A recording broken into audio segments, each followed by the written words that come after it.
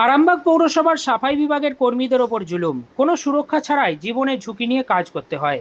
প্রতিবাদে চাকরি কেড়ে নেওয়ার খাঁড়া। এরা আরামবাগ পৌরসভার সাফাই বিভাগের কর্মী। কাকভোর থেকে পৌরসভার ওয়ার্ডে ওয়ার্ডে বাসিন্দাদের ঘরে ঘরে বাঁশি বাজিয়ে তাদের বাড়ির বর্জ্য সংগ্রহ করতে হয়। সেই পচনশীল এবং অপচনশীল বর্জ্য আবার নিয়ে গিয়ে নির্দিষ্ট কিছু জায়গায় গিয়ে পৌরসভার নির্ধারিত গাড়িতে ভরতে হয়। এরপর রামকৃষ্ণ সেতুর নিচে পৌরসভার ভাগাড়েতে গিয়ে নোংরা জল, কাদা, ভাঙা কাঁচ, লোহা লক্করের আবর্জনা স্তূপ মারিয়ে নিত্যদিনের সংগৃহীত বর্জ্য ফেলতে হয়।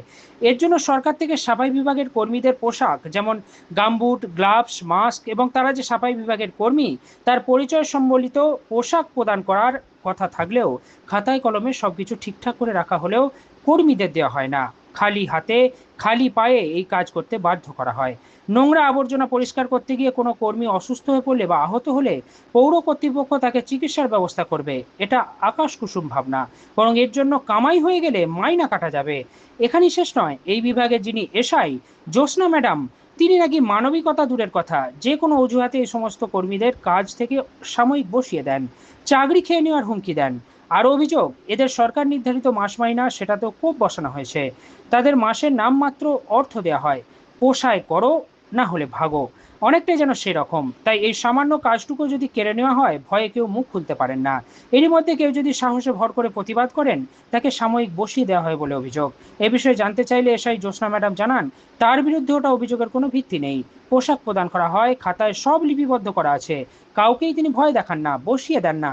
যদিও তার কৌতূহল ছিল অভিযোগ কারা কারা করেছেন তাদের নাম ও ঠিকানা জানার। তার মাস মাইনা প্রসঙ্গে তিনি বলেন, সরকারিভাবে তার বিভাগের নির্ধারিত কর্মীদের থেকে অনেক বেশি কর্মী নিয়োগ করেছেন পৌরসভার চেয়ারম্যান।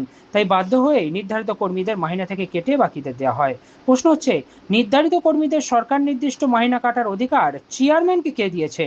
তিনি ইচ্ছামাফিক অতিরিক্ত কর্মী নিয়োগ করবেন, আর অতিরিক্ত নিয়োজিত কর্মীদের সংসার চালানোর জন্য বাকিদের সামান্য মাহিনা থেকে কেটে নেওয়া হবে। এটা কি আইনসঙ্গত? আদৌ সমর্থনযোগ্য? মানবিকতা, ন্যায় এসব তো দূরের কথা। আমরা শুরুতেই শোনাবো আরামবাগ পৌরসভার সাফাই বিভাগের এসআই জ্যোৎস্না ম্যাডাম কি বললেন। দিদি, আপনি যেহেতু আরামবাগ পৌরসভায় এই যে মানে সাফাই বিভাগের এখানে আপনি সরকারি পদ হোল্ড করছেন, তো আপনার বিরুদ্ধে বেশ কিছু অভিযোগ উঠছে। যারা কর্মীরা ডেলি ওয়েজের মতো কাজ করছেন বা রেগুলার যারা সকালবেলা ঘরে ঘরে গিয়ে সেই ভোর 5টা থেকে তারা অমানসিক পরিশ্রম করেন, কিন্তু দেখা যাচ্ছে আমরা বিভিন্ন জায়গায় বিভিন্ন ওয়ার্ডে এগুলো পর্যবেক্ষণ করি, তবে আপনার কাছে আসছি। তারা সাফায়ে ময়লা তুলছে, কিন্তু তাদের কোনো রকম হাতে গ্লাভস নেই, গামবুট নেই। এইটাতে তো তারা দূষণ মুক্ত করার থেকে দূষণ ছড়াচ্ছেন, এমনকি নিজেদের শরীরেও তারা দূষণ ছড়াচ্ছেন। এই জায়গাটা কেন হবে? এবং তারা যে এই যে এত পরিশ্রম করছেন, তাদের চমকানি ধমকানির অভিযোগও উঠছে আপনার বিরুদ্ধে, যে কেউ কিছু প্রতিবাদ করলেই তাকে বসিয়ে দেওয়া, তাকে চাকরি কিন্তু চলে যাবে এইরকম হুমকি দেওয়া। এছাড়াও আরও একটা জিনিস দেখা যাচ্ছে, তাদের যে নির্দিষ্ট মাইনে সরকারিভাবে নির্দিষ্ট, সেই টাকা তারা পাচ্ছেন না। যারা সুপারভাইজ করছেন তাদের 5,000 সামথিং দেওয়া হচ্ছে, কিন্তু তাদের প্রাপ্য প্রায় 9,000 সামথিং। আবার যারা ট্রলি করে মালগুলো তুলে নিয়ে গিয়ে ফেলছে ময়লা, তাদেরও একইভাবে কম। এটা হচ্ছে কেন? এবং সবারই অভিযোগের তীর, তারা কেউ ডাইরেক্ট বলতে সাহসও পাচ্ছেন না, পাছে তাদের চাকরি চলে যায়। এই এত আতঙ্ক কেন আপনাকে ঘিরে? ম্যাডাম, আমি প্রথমেই বলবো যে যারা ওয়েস্ট কালেকশন করছে তাদেরকে আমরা যথেষ্ট পরিমাণে গ্লাভস দিই। গামবুটটা তাদেরকে দেওয়া হয়নি, কারণ তারা তো কোনো কাঁচে বা ড্রেনে নেমে কাজ করছে না, যার জন্য আমরা গামবুটটা তাদেরকে প্রোভাইড করি। আর আপনি বেতনের ব্যাপার যেটা বললেন, সে গ্লাভস তাদেরকে দেওয়া হয়, হ্যাঁ, গ্লাভস কিন্তু গ্লাভস পরতে তো কাউকে দেখা যায় না, তাহলে সেই গ্লাভসগুলো কী হয়? গ্লাভসগুলো আমরা এখান থেকে প্রোভাইড করি। আমার এখানে স্টক রেজিস্টার খাতা রয়েছে, সেখানে সাইন করে এনএসরা নিয়ে যায়। সেই খাতা আপনি চাইলে আমি দিতেই পারি। তা ওরা এবার যারা সুপারভাইজ করছে তাদেরকে আমাদের বলা আছে, কিছু কিছু এমনকি ছবিও আছে, কিছু জায়গার ছেলেরা কিন্তু পড়ে, কিছু জায়গার এনবিগুলো একদমই তারা নিজেদের দায়িত্বে করতে চায় না বা পড়ে না, বললেও তারা কথা শোনে না। আর বেতনের ব্যাপার যেটা বলছেন, বেতনটা চেয়ারম্যান স্যার বোর্ড থেকে এটা একটা নোটশিট করে আমাদের রেডি করা আছে, যেখানে আমাদের যেটা 24 জন নেওয়ার কথা সেখানে আমাদের অনেকটা বেশি চেয়ারম্যান স্যার নিয়েছে, যার ফলে এই বেতনটা মানে 2400 কাদের দেওয়ার কথা? না 24 জন আমার এনএস থাকার 24 জন, হ্যাঁ হ্যাঁ। সেখানে আমার 30-32 জন এনএস আছে, 30 জন আছে এবং বিভিন্ন রকমের এনডিরা রয়েছে, মেয়ে যারা অন্য অন্য মেয়েরা কাজ করছে।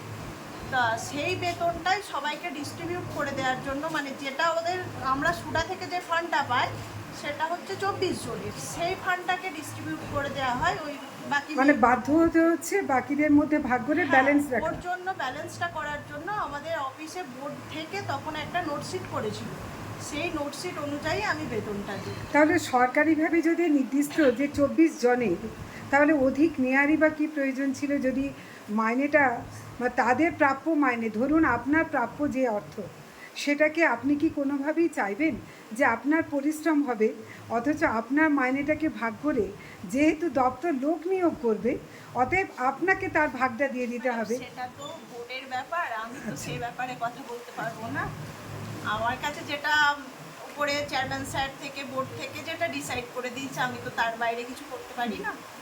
আচ্ছা, কেউ প্রতিবাদ করলেই তাকে কেন? না ম্যাডাম, এটা একদম সম্পূর্ণ ভুল কথা। আমি কাজের ব্যাপারে, তারা বেশিরভাগ ওয়ার্ডে 7টার সময় জয়েন করে, 8টা, 8:30, 9টার মধ্যে তারা বাড়ি চলে যাচ্ছে। তাহলে তাদেরকে যখন আমি দু কথা বলি যে কাজটা ঠিক করে করো বা ফিল্ডে করো, এরকম আমার তো ওয়ার্ড থেকে বিভিন্ন রকমের কমপ্লেন আসে, পাবলিক আমাকে কমপ্লেন করছে যে আমার ওয়ার্ডে গাড়ি যাচ্ছে না বা আমার ওয়ার্ডে এই কাজ হচ্ছে না, তাহলে আমাকে তখন দু কথা বলতে হয়।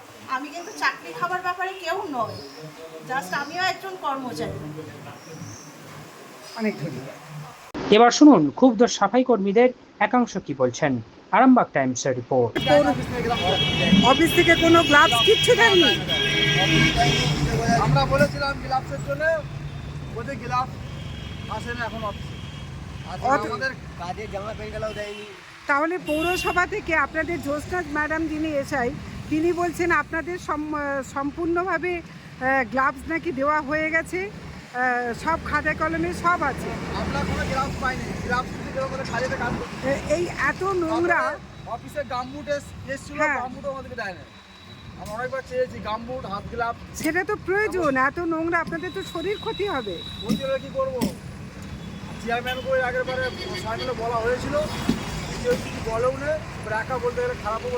আপনারা তো আপনাদের নির্দিষ্ট মাইনেটাও পান না, মাইনে সেটাও তো কমিয়ে দেওয়া হয়েছে। মাইনে কমিয়ে দিয়েছে, 4,500 টাকা মাইনে সংসার চলে। এত কম মাইনেতে ম্যাডাম করে চলবে? ঘরে বউ বাচ্চাটাও আছে। একেবারেই তাই। 4,500 টাকা মাইনে হয়, আবার ছুটি ছাটা করলে মাইনে কেটে দিচ্ছে। কিন্তু 4,500 টাকা তো আপনাদের মাইনে না, আপনাদের মাইনে তো বেশি। মাইনে তো বেশি, কিন্তু আমাদের এখানে মাইনে দেয়। জিজ্ঞাসা করুন না যে ম্যাডামরা জিজ্ঞাসা হ্যাঁ, করুন। তাই না? আপনারা তো নির্দিষ্ট মাইনে পাচ্ছেন না।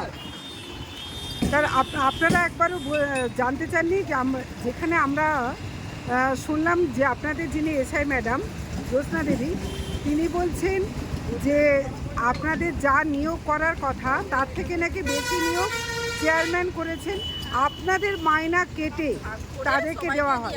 কিন্তু এটা কি নিয়ম? আপনার যা মাইনে সেটাই তো আপনাকে দিতে হবে। আমি আপনার মাইনে কি আমি কাটতে পারি? অধিকার আছে কি?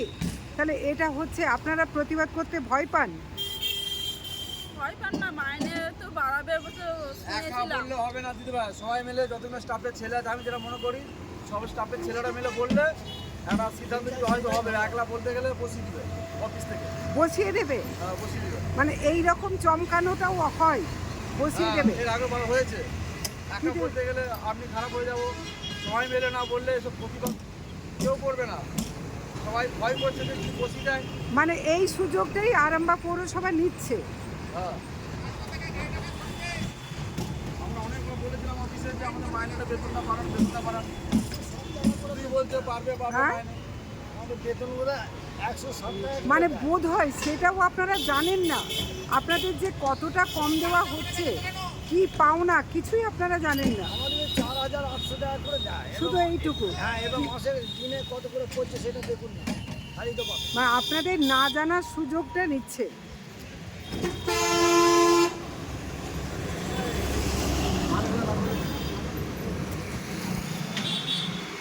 কি অবস্থা, এই যে বঞ্চনাটা, এটা তো রীতিমতো একটা বঞ্চনা হচ্ছে আপনাদের সঙ্গে।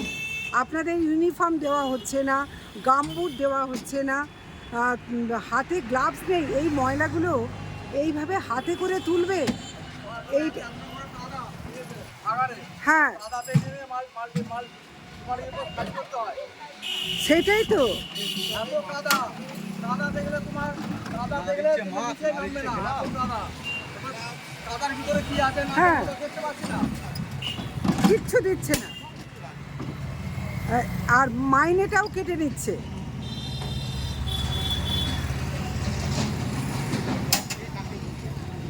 মানে এই যে কে কাকে বলবে, এই ভয়টা আপনাদের যে আতঙ্কের মধ্যে কাজ করছেন, এই আতঙ্কটা কি মানে ওদের খুব ভালো লাগছে? কমন সেন্স, এটা তো বোঝা উচিত যে কি কোন ডিপার্টমেন্টে রয়েছে সবাই বিভাগে, প্লাস এই যে মানুষের কত নোংরা মানে আবর্জনা কীভাবে উঠছে, এটা তো মানে সবাই দেখতে পাচ্ছে, সবাই তো দেখতে পাবে, সেইভাবে তো প্রোটেকশন দেওয়া উচিত, তাই না?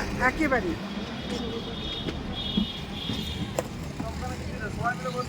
যে এই যে ভাগাড়ের মধ্যে যে কাজ করেন, এই যে খালি হাত, খালি পা, মুখে কোনো মাস্ক নেই, এই অবস্থায় কাজ যে করছেন, এটা তো রীতিমতো জীবনের ঝুঁকি।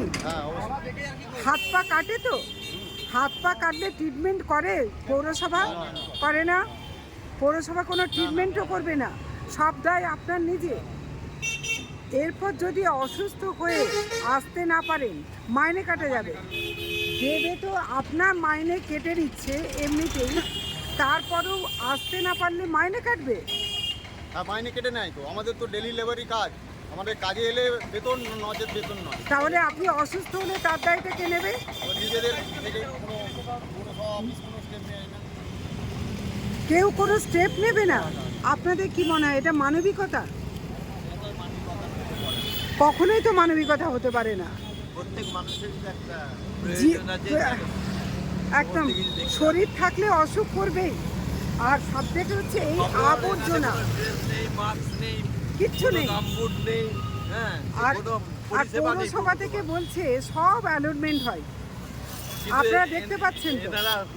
আমি আজ দীর্ঘদিন ধরে দেখছি, প্লাস এই যে একটা পৌরসভায় মেন রোডের উপরে একটা ভ্যাট তৈরি করে দিয়েছে, এনাদিকে মাল তুলতে হয় রাস্তা ব্লক করে, এর মধ্যে তো আবার অ্যাক্সিডেন্টও হবে। একদমই তাই। হ্যাঁ, হ্যাঁ তারপরে একটা দুর্গন্ধ এখানে পরিবেশটাকে নষ্ট করে দিচ্ছে। হ্যাঁ, রাস্তার ধারে এটা হতে আমরা পারে অনেক না। চেষ্টা করেছি বলেও পারিনি তুলতে। মানে এই পৌরসভা শুনবে না ঠিক করেছে নাকি? আমরা সেই নন্দীবাবুর আমল থেকে বলে এসেছি, পাইনি কিছু। তা না হলে সুরাহাও পাইনি। স্টেট ব্যাংকের কাছে আবর্জনা, প্রত্যেকটা অফিস সব থেকে আদালতে। বড় কথা হচ্ছে এটা মেন রোডকে ব্লক করে মাল তোলা হয়, একটা সাইড রোডে করা হোক। এটা সবসময় ব্যস্ত রোডের মধ্যে গাড়ি ঘোড়া যাচ্ছে, একটা লোক হয়তো যাচ্ছে, একটা গাড়ি চলে গেল, তাকে চেপে দিতে পারে যে কোনো মুহূর্তে। পারে, এমনকি যে ফেলছে সেও যে চাপা ফেলছে পড়তে তো, পারে। হ্যাঁ, যিনি আসছেন এই ট্রলি নিয়ে আসছে, যে কোনো মুহূর্তে অ্যাক্সিডেন্ট হতে পারে ওদের। বিশেষ করে এটা তো এমনি অ্যাক্সিডেন্ট প্রবণ এলাকা। মেন রোড একদম। আরামবাগের ব্যস্ততম রোড। হ্যাঁ, একেবারে। মানে এটা কোনোভাবেই সমর্থন করা যাচ্ছে না। আর দেখতেই পাচ্ছি যে একদম কারোর কোনো রকম কোনো ইউনিফর্ম নেই, এবং এই যে ময়লাগুলো ফেলছেন, ময়লাগুলো এই যে ফেলছেন, আপনারা দেখতেই পাচ্ছেন যে সম্পূর্ণটাই খালি হাতে করতে হচ্ছে, এবং এরা কিছু বলতে পারেন না। পৌরসভায় পাছে এই কাজটুকুও চলে যায়, যেখানে পৌরসভা কর্মসংস্থানের নামে রীতিমতো সন্ত্রাস তৈরি করে দিয়েছেন। এরা সন্ত্রাসের মধ্যে থেকে এরা কাজ করছেন। জ্যোতিষ জগতে অদ্বিতীয় ডক্টর অঞ্জন শাস্ত্রী, আপনার উজ্জ্বল ভবিষ্যতের একমাত্র দিশারি। Call for booking 7477886099 or log in www.anjanshastri.com। Download করুন আমাদের exclusive mobile app astro Anjan.